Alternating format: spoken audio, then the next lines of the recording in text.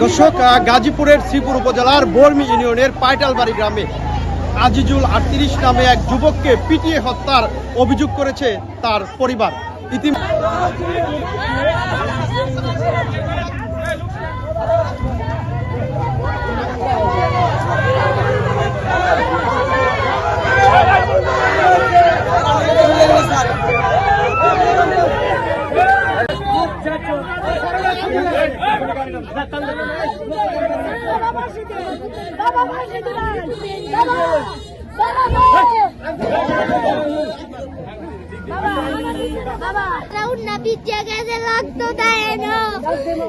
মোটরের মতো কলকলায় রক্ত পড়তাছে। আল্লাহ আমার বাপের ভালাই দিছে, ভূমি কইরা দিছে, হারা পদ্মাই দাও রক্ত, আমার পদ্মা গেছে রক্ত, ভূমি কইরা দিছে, ভাই না কইরা দিছে, জমাই কইছে বাঁচতো না।